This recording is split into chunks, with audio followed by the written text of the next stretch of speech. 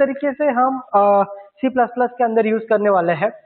Previous chapter में हमने operators तक के कंसेप्ट को पढ़ा था कि ऑपरेटर्स किस तरीके से यूज होते हैं, किस ऑपरेटर का यूज कैसे हम सी प्लस प्लस में करेंगे, वो डिटेल हमने लास्ट लेक्चर तक के पढ़ा हुआ। नाउ जनरली अभी कंट्रोल फ्लो क्या होते हैं and functions. Okay, so one by one ये चैप्टर को शुरुआत करते हैं, जिसमें सबसे पहला टॉपिक है डिसीजन मेकिंग स्टेटमेंट्स।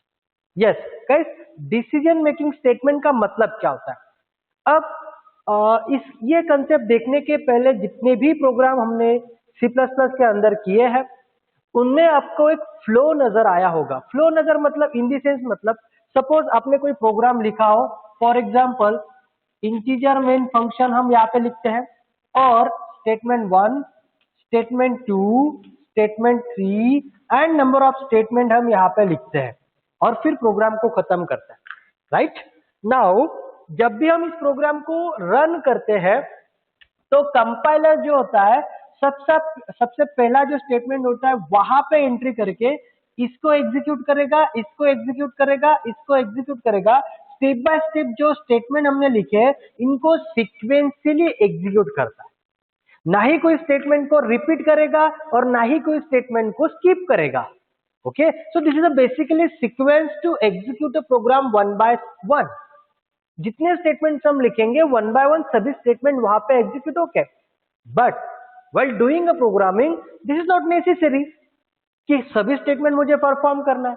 कई बार ऐसे सिचुएशंस हमारे सामने आते हैं कि हमें बहुत सारे स्टेटमेंट तो लिखने पड़ते हैं बट उनमें से कुछ ही स्टेटमेंट हमको एग्जीक्यूट करना है और कुछ नहीं करना है, depending on the situation, depending on the condition. Okay, मतलब क्या होगा, आपको लिखना तो है लेकिन इसमें से या तो एक नंबर का स्टेटमेंट एग्जीक्यूट होगा या फिर 2 नंबर का स्टेटमेंट एग्जीक्यूट होगा। ओके, इट मीन्स आपको प्रोग्रामिंग के अंदर डिसीजन लेना पड़ता है वेदर द 1 इज एग्जीक्यूटेड और 2 is executed. It's depend on condition, totally depend on condition. So as a programmer जब ऐसी सिचुएशन आपके सामने आएगी तो डिसीजन लेने के लिए सी प्लस प्लस प्रोग्राम के अंदर कुछ डिसीजन मेकिंग स्टेटमेंट्स हमें प्रोवाइड किए गए हैं जिनका यूज करके हम हमारे प्रोग्राम के अंदर डिसीजन लेने वाले हैं कि कौन सा स्टेटमेंट आपको एग्जीक्यूट करना है और कौन सा नहीं करना है, कौन सा स्टेटमेंट आपको स्किप करना है। ये सारी चीजें ये स्टेटमेंट डिसाइड करेंगे। तो बेसिकली वन बाय वन सबको पढ़ते हैं। तो डिसीजन मेकिंग का मतलब है ऐसे स्टेटमेंट जिनको हम हमारे प्रोग्राम का एग्जीक्यूशन का जो फ्लो है उसको डिसाइड करेंगे। Okay, either which statement should be executed or not. So उसके लिए कुछ स्टेटमेंट यहाँ पे प्रोवाइड किए। Generally there are 5 types of decision making statements are available in a C++. Okay, so first of all, first statement है if statement, second one if else statement, third one if else if statement, then nested if else statement and then switch case। तो इनको one by one देखते हैं। तो सबसे पहले देखते हैं if statement।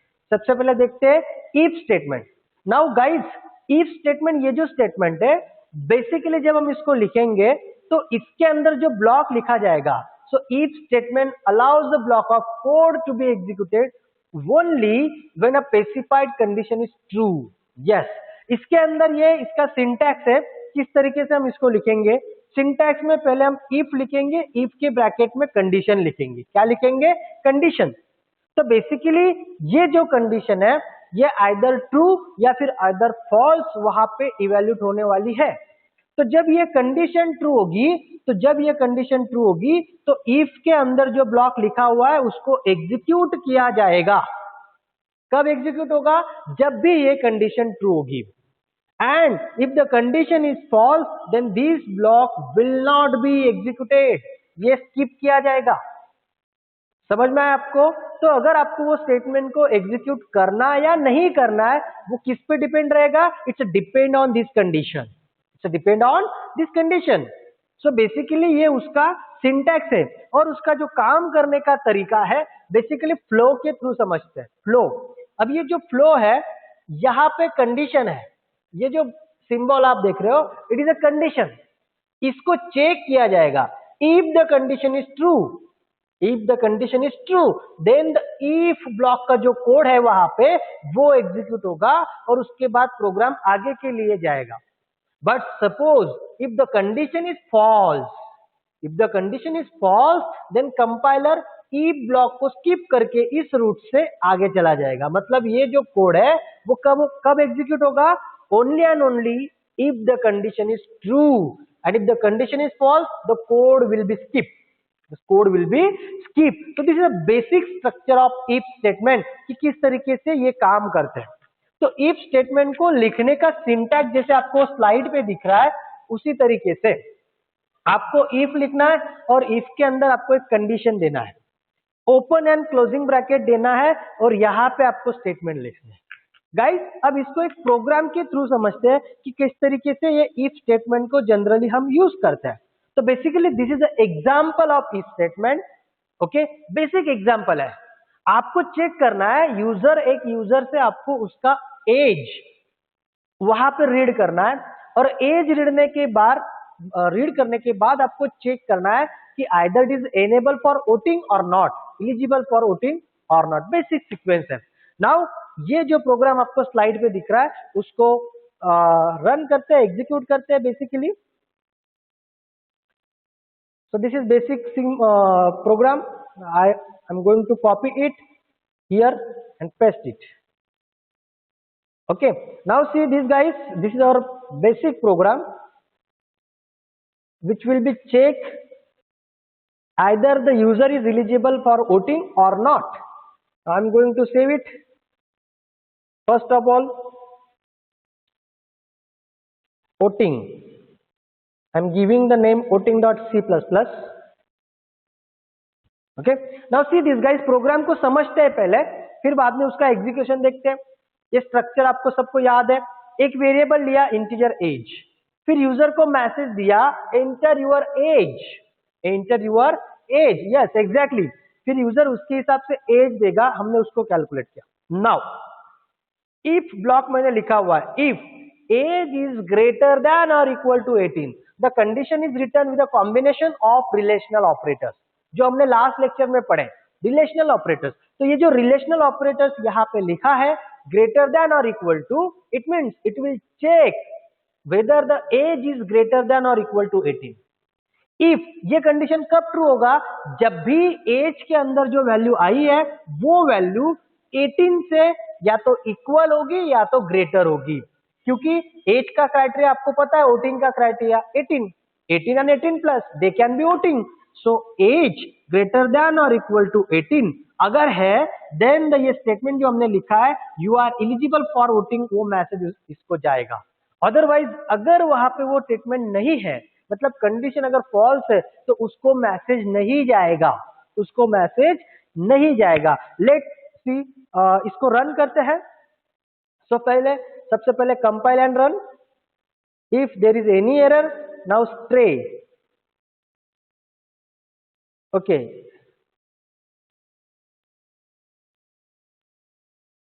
Okay, so type करते कॉपी पेस्ट किया इसलिए थोड़ा सा प्रॉब्लम उसमें आ रहा है।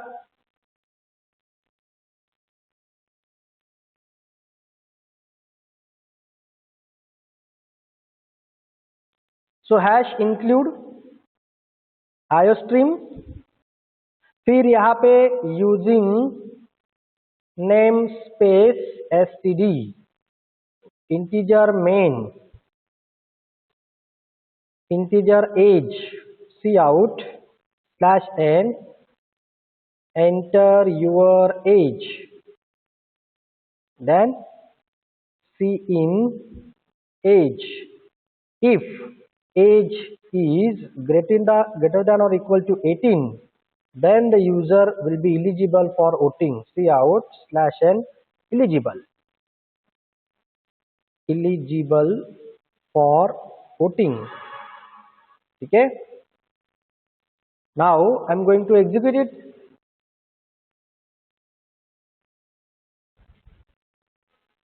Now see this, it will be asking for your age, enter your age. Now I am going to enter, now suppose मैंने enter किया 45, so it will show the message eligible for voting. Okay, but suppose मान लीजिए इसको again execute करता हूं और वहां पे एज देता हूं below 18, that is 5, there will be no message, तो सिंपल है, जो यहाँ पे स्टेटमेंट लिखा हुआ था दैट इज दिस स्टेटमेंट, ये तभी एग्जीक्यूट हो रहा है जब ये जो मैसेज है, ये जो कंडीशन है, ट्रू हो रहा है।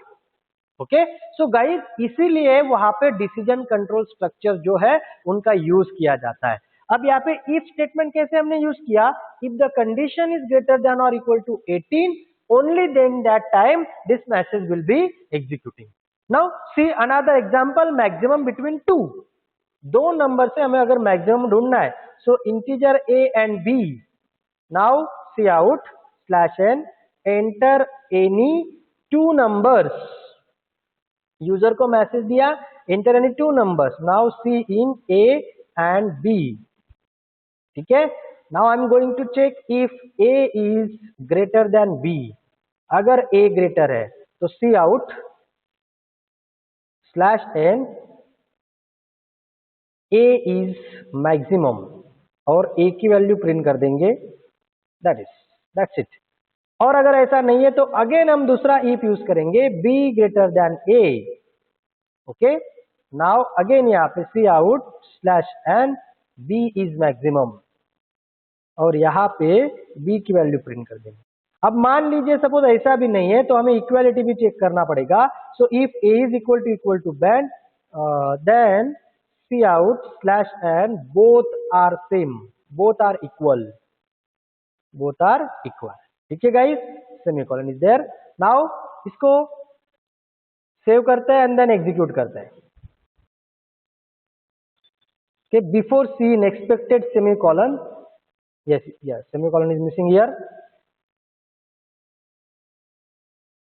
Now see this, he will asking for two numbers, integer any two numbers, now 20 and 30, the maximum is 30, B is maximum. So guys simple है, हमने यहाँ पे जो प्रोग्राम लिखा है, actually there are three C out statements are there depending on conditions, but as per the condition जो भी आपका स्टेटमेंट ट्रू होगा वही स्टेटमेंट वहां पे एग्जीक्यूट होगा। तो हमने फिलहाल वैल्यू दी थी, सपोज ए ग्रेटर है बी से तभी ये ब्लॉक एग्जीक्यूट होगा, A greater than B then the A is maximum.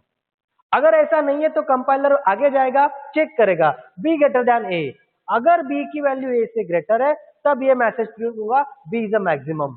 और मान लीजिए सपोज दोनों यहाँ पे इक्वल हो गए तो फिर ये तीसरा वाला कंडीशन चेक होगा, A equal to B, both are equal. Okay, now logically हम ये भी चेक करते हैं कि बोथ आर इक्वल का मैसेज आता है कि नहीं आता है। ठीक है, again I have come 20 and 20, so both are equal, you will get the output both are equal. So that's it guys, this is a if statement. Okay, लेकिन अब यहाँ पे ये जो if statement हम पढ़ रहे हैं ना, if statement,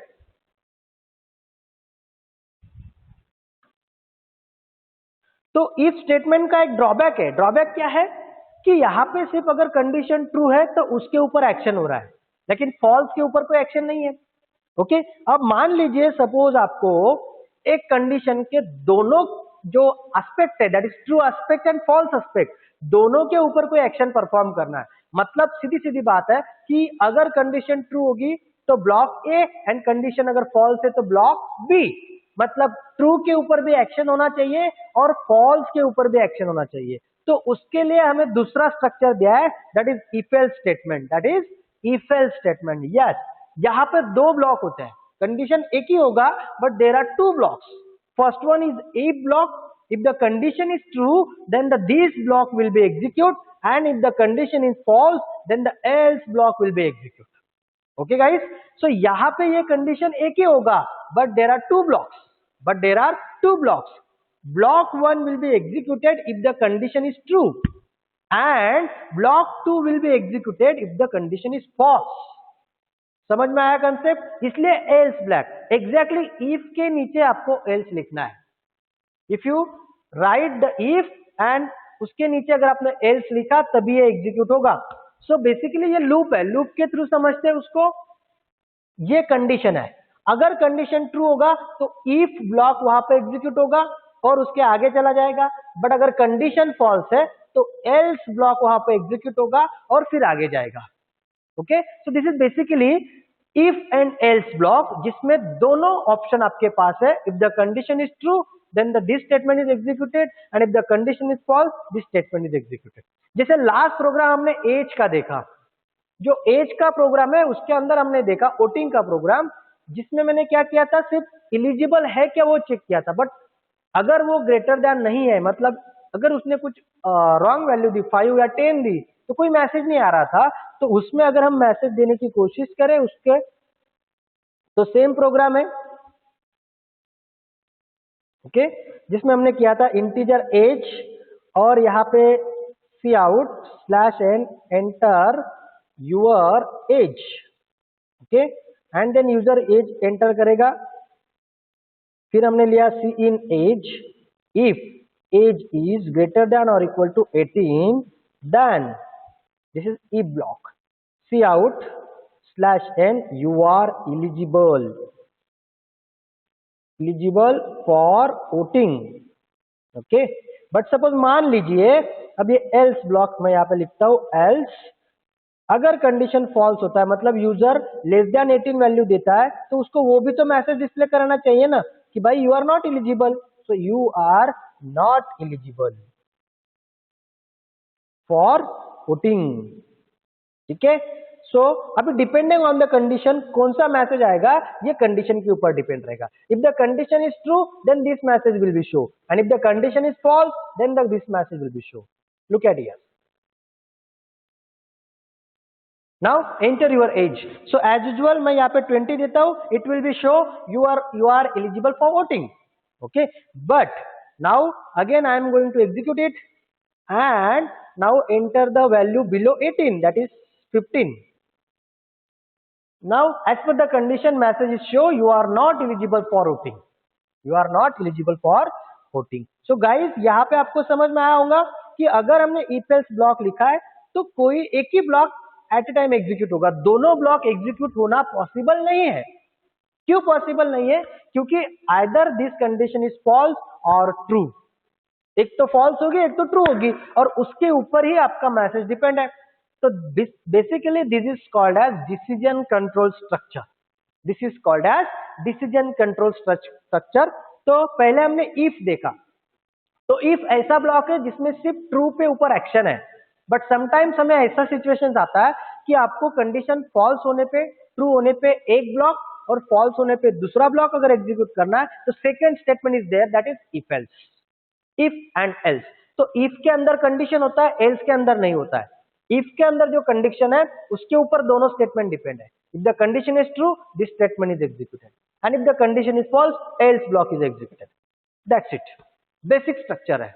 तो इनको कहते हैं डिसीजन कंट्रोल स्ट्रक्चर, क्योंकि हमें सीक्वेंस में प्रोग्राम एग्जीक्यूट नहीं करना है, हमें बहुत बार, जैसे लाइफ में भी हम बहुत बार डिसीजन लेते हैं, हमारा life through out the flat sequence में नहीं चलता है, उतार चढ़ाव आते रहते हैं, फिर हम डिसीजंस लेते हैं सर्वाइव करने के लिए, क्योंकि हमें लाइफ को आगे बढ़ाना है। वैसे प्रोग्रामिंग को भी हमें आगे बढ़ाना है, तो भी सीक्वेंस में नहीं चलेगा, फ्लैट में लिख दिए सारे स्टेटमेंट और चलते जाएंगे, नहीं, वहां पे ऐसे सिचुएशन आपके सामने आएंगे कि आपको डिसीजन लेना बहुत जरूरी हो जाएगा। तो उसके लिए भी यहाँ पे C++ ने हमें यह स्ट्रक्चर प्रोवाइड किए हैं, जिसका यूज करके हम प्रोग्राम के एग्जीक्यूशन को मैनेज कर सकते हैं, फ्लो को हम कंट्रोल कर सकते हैं। इसीलिए इनको बहुत बार कंट्रोल स्ट्रक्चर भी कहते हैं, डिसीजन कंट्रोल स्ट्रक्चर्स, जो आपके प्रोग्राम के एग्जीक्यूशन को कंट्रोल करने में आपकी हेल्प करेंगे। सो पहले हमने दो स्ट्रक्चर आज देखे, जिसमें if and if else. That's it guys, यही आज का लेक्चर है, जिसमें हमने ये सारे स्टेटमेंट यहाँ पे पढ़ लिए, इफ एंड इफ एल्स। इसके बाद जो स्ट्रक्चर है वो हम नेक्स्ट लेक्चर में कंटिन्यू करेंगे। फिलहाल एक और देख लेते हैं।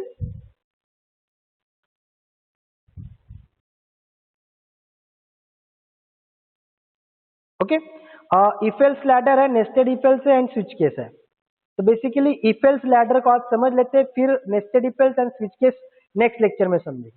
नाउ अब देखिए, पिछले इसमें दो ही कंडीशन थी, A and B, but suppose you have a multiple condition, आपके पास बहुत सारे कंडीशन से चेक करने के लिए। जैसे सिंपल आपको एक बताता हूं कि आपको यहाँ पे ग्रेड चेक करनी है, ग्रेड। अब देखिए स्टूडेंट की ग्रेड ए या बी नहीं होंगी, ए होगी, बी हो सकती है, सी हो सकती है, डी हो सकती है, ABCD एंड F हो सकती है ना। तो आपको यूजर को उसके हिसाब से मैसेज देना है। If the condition is A, then the message will be yes, you are very good. If the grade is B, then the message will be good. So condition के हिसाब से आपको मैसेज देना है, ग्रेड के हिसाब से, यूजर की ग्रेड के हिसाब से, स्टूडेंट की ग्रेड के हिसाब से. अगर स्टूडेंट का ग्रेड ए है तो आपको मैसेज शो करना है वेरी गुड. अगर वो बी है तो गुड, सी है तो फेयर, डी है तो पुअर, एंड वहां पे अगर ग्रेड एफ है तो फेल. ओके, और अगर इनके अलावा कोई और ग्रेड होंगी तो आपको मैसेज देना है इनवैलिड ग्रेड, है ना. सो यहाँ पे बेसिकली इफ एल्स इफ मतलब 1 2 3 मल्टीपल कंडीशंस वहां पे रहेंगे, मल्टीपल. तो कई बार इसको इफ एल्स लैडर कहते हैं क्योंकि वो लैडर्स की तरह काम करता है, सीरीज. अगर कंडीशन ट्रू है, पहला कंडीशन ट्रू होगा तो पहला स्टेटमेंट एग्जीक्यूट होकर वो एंड कर देगा. बट अगर पहला कंडीशन फॉल्स है तो वो दूसरे पे जाएगा, दूसरा कंडीशन चेक किया जाएगा. If the second condition is true then the second statement is executed and it will be end. But suppose second condition also false then it will be go through the third condition, वो तीसरे condition के through जाएगा. And again तीसरी condition check वहां पे होगी. If the third condition is true then it will be go through the third statement. Third के बाद वो एग्जीक्यूट करके एंड होगा. बट मान लीजिए कि थर्ड भी फॉल्स हो गया, फिर वहां पे जो डिफॉल्ट है वो कंडीशन वहां पे एग्जीक्यूट होगा. तो इस तरीके से जब आपके पास चेक करने के लिए मल्टीपल कंडीशंस होते हैं तो उन मल्टीपल कंडीशंस को चेक करने के लिए तीसरा स्ट्रक्चर दिया है, that is if else if ladder. Okay guys, now I am going to taking one example here, that is grade example जो मैंने आपको बोला. ओके, तो सबसे पहले अभी ग्रेड के लिए कैरेक्टर वेरिएबल लेते हैं, कैरेक्टर ग्रेड. यूजर को मैसेज देते हैं cout slash N enter your grade. ठीक है, जो भी ग्रेड यूजर एंटर करेगा. Now cin grade, grade हमने ले लिया. नाउ चेक करते if grade is equal to A. अगर है तो हमें मैसेज देना है उसको cout slash N very good. Okay, अब मान लीजिए ऐसा नहीं है, else if grade is equal to B. अगर बी आया तो फिर मैसेज होगा आपका cout slash N good. Okay, मान लीजिए ऐसा भी नहीं है, सो अगेन यहां पे हम लिखेंगे एल्स और इफ, ये लैडर की तरफ बढ़ता जाएगा. So grade is equal to C. Okay, और मैसेज है, इसका मैसेज है सी आउट स्लैश एन, यहाँ पे ये सेमीकोलन नहीं आएगा, स्लैश एन फेयर. ठीक है, अब ठीक है, बस मुझे इतने ही कंडीशन देने हैं. एक आखिरी कंडीशन चेक करते हैं वहां पे, else if grade is equal to F. अगर है तो आपको मैसेज देना है cout slash n fail. अब अगर इनमें से कोई ग्रेड नहीं है तो सिंपली सी आउट में मैसेज देना है इनवैलिड ग्रेड. ठीक है, नाउ गाइस ये स्ट्रक्चर देखिए पूरा का पूरा. सबसे पहले ग्रेड में जो भी वैल्यू आएंगी उसको ए के साथ कंपेयर किया जाएगा. अगर वो ये है तो मैसेज आएगा वेरी गुड और वो डायरेक्टली टर्मिनेट हो जाएगा, क्योंकि हमने लास्ट में देखा if the if block will be executed else part will not executed. So यहाँ पे अगर कंडीशन ट्रू हो गया तो पहला ब्लॉक वहां पे एग्जीक्यूट होगा, सेकेंड वाला नहीं होगा. ओके, बट मान लीजिए if the condition is false, पहला कंडीशन फॉल्स हो गया, यूजर की ग्रेड ए नहीं है, फिर वो सेकंड में जाएगा. सेकंड में आने के बाद, एल्स में आने के बाद हमें अभी सेकंड भी चेक करना है. So if grade equal to B. ठीक है, ए नहीं है क्या, फिर बी को चेक करो. अगर बी होगी तो यहाँ पे भी वैसे ही गुड मैसेज प्रिंट करके वो बाहर चला जाएगा इस लाइन के थ्रू. बट सपोज यहाँ पे भी ये कंडीशन फॉल्स हो गया, then it will be go to the another else block, else. फिर तीसरा कंडीशन चेक हुआ सी. अगर सी है तो यहाँ पे फेयर मैसेज आएगा, और नहीं है ये भी कंडीशन अगर फॉल्स हो गया then again it will be go to the else bracket. फिर यहाँ पे भी आएगा, फिर इफ चौथा कंडीशन चेक होगा एफ. अगर एफ है तो फेल. सो मेरे पास 4 ही ग्रेड है. अब मान लीजिए अगर ग्रेड एफ है तो फेल मैसेज आएगा, बट अगर सपोज ये भी नहीं हुआ ट्रू तो फाइनली यहाँ पे मैसेज आएगा इनवैलिड ग्रेड. मतलब इन चारों में से कोई ग्रेड है ही नहीं. अगर उनका कोई ऐसा ग्रेड नहीं है जो हमारे पास नहीं है तो हमें मैसेज देना है invalid grade. So this is basic program जिसमें हम इफ एल्स लैडर का यूज देख रहे हैं. So compile and run. Now first of all it will be ask for grade. न मान लीजिए मैंने अभी ए ग्रेड दे दिया, सो मैसेज क्या आया, वेरी गुड। और वेरी गुड के अलावा दूसरा कोई मैसेज वहां पे नहीं आया, क्योंकि पहला ही कंडीशन मैच हो गया ना। तो पहला कंडीशन अगर वहां पे मैच हो रहा है तो वो पहला मैसेज शो करके बाहर चला जाएगा। बट अगेन नाउ इसको एग्जीक्यूट करते हैं। नाउ ग्रेड देते हैं B, good, message is a good, और गुड के बाद दूसरा कोई मैसेज नहीं है, अगेन वो बाहर चला जाएगा। ओके, अब वंस टाइम इसको रन करते हैं और सीधा एफ देते हैं। एफ पे क्या मैसेज था, fail, then you will get the message fail, यहां पे फेल मैसेज आ जाएगा। बट सपोज इनमें से कोई ग्रेड यूजर ने दी नहीं, टी, टी नाम का कोई ग्रेड है क्या हमारे पास, नहीं, तो मैसेज एक्सपेक्टेड है इनवैलिड ग्रेड। मैसेज क्या एक्सपेक्टेड है, invalid grade. That's it guys. So basically इस तरीके से जब आपके पास मल्टीपल कंडीशंस वहां पे अवेलेबल होती है तो मल्टीपल कंडीशंस को चेक करने के लिए इफ एल्स लैडर करके कंसेप्ट दिया है, उसको हम यूज करेंगे। तो बेसिकली इन टुडेज लेक्चर हमने क्या क्या देखा, आज के लेक्चर में हमने 3 डिसीजन कंट्रोल देखे, जिसमें इफ है, इफ एल्स है, नेस्टेड इफ एल्स है। तीनों का स्ट्रक्चर अलग अलग है और तीनों अलग अलग सिचुएशन में यूज होंगे। अब ये आपके ऊपर डिपेंड है, as per your situation which type of decision control is used in that situation. Okay guys, so basically आज के लेक्चर में इतना ही पढ़ना है। नेक्स्ट लेक्चर में बचे हुए 2 decision control structure, that is nested if else and switch case control structure, हम नेक्स्ट लेक्चर में उनके बारे में देखेंगे। सो फिलहाल आज के लेक्चर में इतना ही। Thank you very much.